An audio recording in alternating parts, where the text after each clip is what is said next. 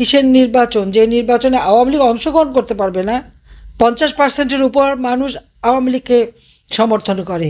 সেই আওয়ামী লীগকে ব্যান করার অবৈধ ক্ষমতাধারী ইউনূসের কোনো অধিকার নাই।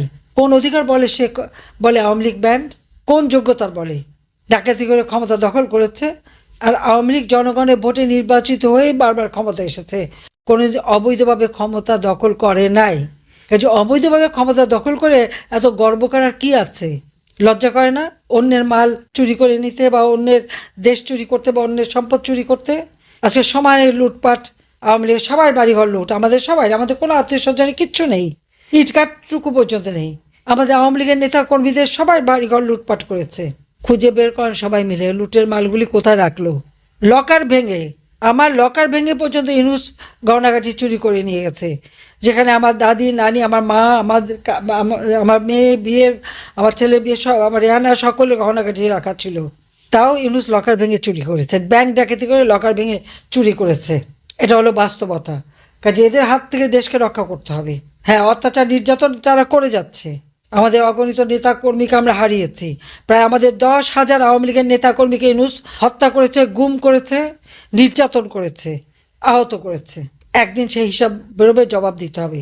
এবং কোথায়, কোন কোন এলাকায় আমাদের কত নেতাকর্মীর বাড়িঘর লুটপাট করেছে, কত নেতাকর্মীকে নির্যাতন করেছে, মামলা দিয়েছে। আজকে লক্ষ লক্ষ, প্রায় 5-7 লক্ষ নেতাকর্মীর বিরুদ্ধে মামলা। আর কারাগার তো ভরে ফেলেছে।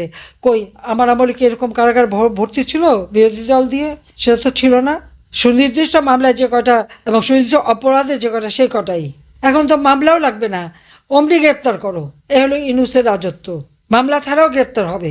চরমভাবে মানবাধিকার লঙ্ঘন করে যাচ্ছে, মানবতা বিরোধী কাজ করে যাচ্ছে ডক্টর ইউনূস। আর তার ওই যে লেজে জাহাঙ্গীর একটা আছে, আর ওই যে আসিফ নজরুল একটা, এই তিনটা মিলে সমস্ত দেশটাকে শেষ। আর একজন হলো পরিবেশবিদ, এসে সিলেটের পাথর খেয়ে ফেলেছে, সেন্ট মার্টিন পুড়িয়ে দিয়েছে। আওয়ামী লীগ আমলে খালি মামলা করতো আর পয়সা কামাতো, এখন এখন পাথর বেচে পয়সা কামালো। আজকে বাংলাদেশটা একটা দুঃশাসনের কবলে পড়েছে, যে জঙ্গি সন্ত্রাসীদের হাতে পড়েছে। এই জঙ্গি সন্ত্রাসী ইউনূস এবং তার চেলাচামুন্ডা দেশকে আজকে ধ্বংসের দিকে নিয়ে যাচ্ছে। এই দেশকে রক্ষা করতে হবে সকলকে ঐক্যবদ্ধ হয়ে, সব কিছু ভুলে যে সবাই এক হয়ে দাঁড়াতে হবে, রুখে দাঁড়াতে হবে। আর যেখানে নৌকা নাই, আওয়ামী লীগ ইলেকশন করতে পারবে না। আওয়ামী লীগের ভোটাররা কেন যাবে ভোট দিতে? অনেক জায়গায় হামলা দেওয়া হচ্ছে, হুমকি দেওয়া হচ্ছে। কেন? ভোট দেওয়া তার স্বাধীনতা, মানুষের ইচ্ছা। সে ভোট কাকে দেবে না দেবে সেটা তার স্বাধীনতা। কিন্তু এখন তো ভোট আগেই হয়ে গেছে, রেজাল্ট আগেই হয়ে যাচ্ছে। এটা হলো বাস্তবতা। হ্যাঁ না ভোটের হ্যাঁ আগেই হয়ে যাচ্ছে। তো এটা কোন ধরনের মানে উন্নতিটা করলো আমার প্রশ্ন। অন্ধকার কেটে যাবে, নতুন সূর্য উদিত হবে। জয় বাংলা, জয় বঙ্গবন্ধু, বাংলাদেশ চিরজীবী হোক। আওয়ামী লীগ নির্বাচন করতে পারবে না। আওয়ামী লীগের অপরাধটা কি? আওয়ামী লীগের দোষারোপ করা হয় না আমরা নাকি ভোট কারচুপি করেছি, দিনের ভোট রাতে দিয়েছি, ইত্যাদি ইত্যাদি। তা আমি একটা প্রশ্ন জিজ্ঞাসা করি, আজকে কি হ্যাঁ না ভোট হবে, গণভোট? এই গণভোটের আমরা রেকর্ড দেখেছি জিয়াউর রহমানের আমলে। জাতির পিতা বঙ্গবন্ধু শেখ মুজিবুর রহমানকে হত্যা করে সেই খুনিদের দোষর জিয়াউর রহমান অবৈধভাবে ক্ষমতা দখল করলো। সে তখন সেনাপ্রধান, কারণ বঙ্গবন্ধুকে হত্যার জন্য সে পুরস্কার হিসেবে পেয়েছিল সেনাপ্রধান হওয়ার পদ। একাধারে সেনাপ্রধান, আবার ওদিকে সে তখন আবার নির্বাচন দিল কি হ্যাঁ না ভোট। তখনকার নির্বাচনে 77 সালে সেই হ্যাঁ না ভোটের ইতিহাস যদি দেখেন, তখন হ্যাঁ বাক্স পাওয়া ছিল, না বাক্সে নাকি হদিসই ছিল না। প্রশাসনিক যন্ত্র থেকে শুরু করে সকলকেই ব্যবহার করা হয়েছিল। ভোট পড়তে পড়তে সে ভোট নাকি 110% হয়ে যায়। তো কোনো এক বিদেশি সাংবাদিক জিজ্ঞেস করেছিল যে 110% হলো কীভাবে? তার জবাব কিন্তু জিয়া রহমান দিতে পারে নাই। আজ এরপরে আবার আমরা দেখি এখন আজকে অবৈধভাবে, অসাংবিধানিকভাবে জঙ্গিদের ব্যবহার করে, মানুষ হত্যা করে, মানুষের লাশের উপর পাড়া দিয়ে ডক্টর ইউনূস যখন ক্ষমতা দখল করেছে, সেও আবার এখন হ্যাঁ না ভোট দিচ্ছে। কিন্তু এই হ্যাঁ না ভোটে তার যে প্রক্রিয়া একই ধরনের, তার রেজাল্টটাও কি সেটাও জানা যাবে। কারণ ইতিমধ্যে আপনারা দেখেন যে দেশের সকল সরকারি এবং স্বায়ত্তশাসিত যত কর্মকর্তা কর্মচারী আছে, যতগুলি অফিস আদালত আছে, সকলের কাছে নির্দেশ চলে গেছে যে হ্যাঁ ভোট দেওয়ার জন্য তারা প্রচার করবে এবং হ্যাঁ ভোট দেবে। এটা কী ধরনের নির্বাচন হলো? কিভাবে মতামত হলো? সেটা আবার প্রশ্ন। ডক্টর ইউনূসকে এই প্রশ্নের জবাব দিতে পারবে যে সে কিভাবে পুরো সরকারি মেশিনারিজ কাজে লাগাচ্ছে? আইন শৃঙ্খলা রক্ষাকারী সংস্থা, সেনাবাহিনী, পুলিশ, বিডিআর, আনসার বিটিভি থেকে শুরু করে যত স্বায়ত্তশাসিত প্রতিষ্ঠান বা সংবিধিবদ্ধ যতগুলি প্রতিষ্ঠান আর সরকারি কর্মচারী তো আছেই, সকলের কাছে নির্দেশ চলে গেছে হ্যাঁ ভোট দেওয়ার জন্য প্রচার চালাও, হ্যাঁ ভোট দাও। তো ভোটের রেজাল্ট তো হয়ে গেছে, তো আর কোনো সন্দেহ নাই। জিয়াউর রহমানের সেই ৭৮ সালের রাষ্ট্রপতি নির্বাচন একই অবস্থা, একাধারে সেনাপ্রধান আবার রাষ্ট্রপতি প্রার্থী। সংবিধান শুধু লঙ্ঘন না, আমাদের মানে সেনা আইন যেটা রুলস, আর্মি রুলস অ্যাক্ট, সেগুলো সে ভঙ্গ করে তার রাষ্ট্রপতি নির্বাচন করার পরে তারপরে তার খায়েশ হলো দল করার। তখন এই বিএনপি, অবশ্য বিএনপির আগে জাগো দল, হ্যান ত্যান অনেক কিছু করতে করতে বিএনপিটা টিকে গেল, বিএনপি করলো।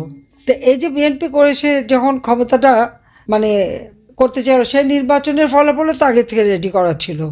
তো এখন আওয়ামী লীগকে নির্বাচন করতে দেবে না। আওয়ামী লীগের অপরাধটা কি? আওয়ামী লীগ নাকি সুশাসন দেয় নাই। ডক্টর ইউনূসের সুশাসনটা কি? হ্যাঁ, ডক্টর ইউনূস সাহেব খুব সুশাসন দিয়েছেন দেশে। তার মানে সুশাসন ডক্টর ইউনূস স্টাইল, সেটা কেমন?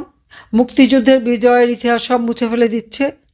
এমনকি বীরশ্রেষ্ঠ মতিউর রহমানের নামে একটা নগর কিছু প্ল্যাক ছিল, সেগুলো ভেঙে দিল বুলডোজার দিয়ে।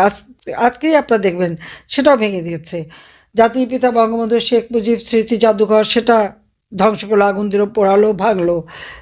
মুক্তিযুদ্ধের জাদুঘর ভাঙলো, সারা বাংলাদেশের সমস্ত মুক্তিযুদ্ধের স্মৃতিচিহ্ন মুছে ফেলা এবং ইতিহাসও বিকৃত করে দেওয়া হয়েছে। উনি নাকি রিসেট বাটনের টিপ দিয়ে আমাদেরকে নিয়ে যাচ্ছেন সেই পরাজিত শক্তির পদতলে। অর্থাৎ যে পাকিস্তানি হানাদার বাহিনীকে পরাজিত করে বাংলাদেশের লাখো শহীদ রক্ত দিয়ে বিজয় পতাকা উড়িয়েছিল, সেই বিজয়ের গৌরবকে দুই হাতে মুছে ফেলে দিয়ে আজকে আমাদেরকে নিয়ে যাচ্ছে কোথায়? পরাজিতদের নিচে, তাদের অধীনস্থ করার একটা চক্রান্ত চলছে।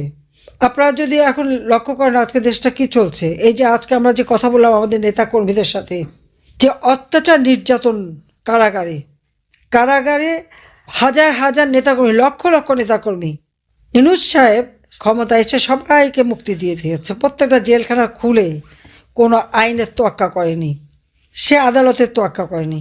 যেমন নিজের অবৈধ ক্ষমতাগুলি এবং সেই সাথে তার যে মানি লন্ডারিং, দুর্নীতি, এ সমস্ত ট্যাক্স ফাঁকির মামলা যেমন প্রত্যাহার করে দিয়েছে, সেই সাথে এই সমস্ত অপরাধীদের সবাইকে মুক্তি দিয়েছে। তার কারণ আছে, কারণ তার এই ক্ষমতার দখলের সময় তার মেটিকুলাস ডিজাইনে যে হত্যাকাণ্ডগুলি চালিয়েছিল, এরা তো তার সাথী, এরা তো তাকে সহযোগিতা করেছে। সেই কৃতজ্ঞতায় এই অপরাধীদের সে মুক্তি দিয়ে সে তার সেই তথাকথিত সুশাসন চালু করেছে। আর ওদিকে ওনার জুলাই হিরো না জিরো, সেটা তো প্রশ্ন ওঠে। একটা সার্ভে দেখলাম, হ্যাঁ সার্ভেটা যে বেশ তৈরি করে দেওয়া, এতে কোনো সন্দেহ নাই, সেটা সার্ভে দেখলেই হবে। আওয়ামী লীগ নাই, কারণ আওয়ামী লীগ তো ব্যান্ড। অবৈধ ক্ষমতা দখলকারী ব্যান করে জনগণের ভোটে নির্বাচিতদের। কি অদ্ভুত ব্যাপার! ডাকাত ঘরে ঢুকে ডাকাতি করতে চেয়ে তারাই মালিক বনে গেল, আর ঘরের মালিক তখন ঘরের বাইরে। বাস্তবতাটা তো এইখানেই। এখন হ্যাঁ ভোট দেওয়ার জন্য যদি এখন সরকারি কর্মচারীদের ব্যবহার করা হয়, আমি দেখলাম যে আমাদের নির্বাচন নিয়ে একটা তদন্ত প্রতিবেদন দেওয়া হলো। সেখানে বলা হলো কি 2018 নির্বাচনে নাকি প্রশাসনকে ব্যবহার করা হয়েছে। আমরা কখনো প্রশাসনকে ব্যবহার করে নির্বাচন করি না। আজ আমরা যারা এখানে উপস্থিত, আমরা সবাই একরকম নয়। আমাদের আদর্শ আলাদা, অভিজ্ঞতা আলাদা, দৃষ্টিভঙ্গিও আলাদা। কিন্তু তারপরেও আমরা একসাথে বসেছি, আলোচনা করছি, কারণ আমরা সবাই দেশের জন্য, দেশের মানুষের জন্য ভাবছি। আর এই ভিন্নতা নিয়ে একসাথে কথা বলছি, একের পর এক শুনছি। এটাই গণতন্ত্রের আসল সৌন্দর্য। আমি আজ এখানে দাঁড়িয়েছি ভিন্ন এক অনুভূতি ও আবেগ নিয়ে। বাংলাদেশের পলিসি লেভেলটায় আমার প্রথম বক্তব্য এটা। আমি এমন কেউ নয় যার কাছে সব প্রশ্নের উত্তর আছে বা সব সমস্যার সমাধান জানা আছে। তবু আমি বিশ্বাস করি নিজের ছোট্ট জায়গা থেকেও সমাজের জন্য, দেশের জন্য কিছু করার আন্তরিকতা আমাদের সবার মধ্যে থাকা উচিত। আজ আমি এসেছি শুধু শুনতে, শিখতে এবং একসাথে কাজ করার মনোভাব নিয়ে এগিয়ে যেতে। আমি যদি একটু সময় নিয়ে অ্যাকচুয়ালি একটা ঘটনা মনে এসেছে দাদুর ব্যাপারে, এটা বলতে বলতে। দাদু যখন আমাদের সাথে লন্ডনে ছিলেন গত বছর প্রথমের দিকে, উনি যখন এসেছিলেন তখন হাসপাতালে ছিলেন কিছু চিকিৎসার জন্য। ওখানে বিভিন্ন দেশ থেকে নার্স ছিল, ডাক্তার ছিলেন, এবং একটি নার্স ছিলেন নাইজেরিয়া ওয়েস্ট আফ্রিকাতে। আম্মা আব্বা একদিন দাদুকে সকাল সকাল দেখতে গেছিল। তো নার্স তারপরে বলেছে যে, ও আমি তো আপনার মাকে চিনেছি। আম্মু আব্বু বললো, কিভাবে? আপনার মাই প্রথম ইলেক্টেড প্রাইম মিনিস্টার বাংলাদেশের না? আম্মু আব্বু তো অবাক, হ্যাঁ আপনি কিভাবে জানেন? তো নার্স তারপরে বললো যে, আপনাদের যে উনি যে এত কিছু করেছেন এই মেয়েদের শিক্ষার জন্য, specially primary education, food for education, cash for education, এগুলো আমাদের সরকার ওই 35-30 বছর আগে দেখে ইমপ্লিমেন্ট করেছিল। আর ওই কারণে লক্ষ লক্ষ মেয়েরা গ্রাম অঞ্চলে, ওদের দেশের গ্রাম অঞ্চলে বিভিন্ন জায়গা সদরে এখনো শিক্ষা পাচ্ছে, অন্তত প্রাইমারি এডুকেশন লেভেলে। সো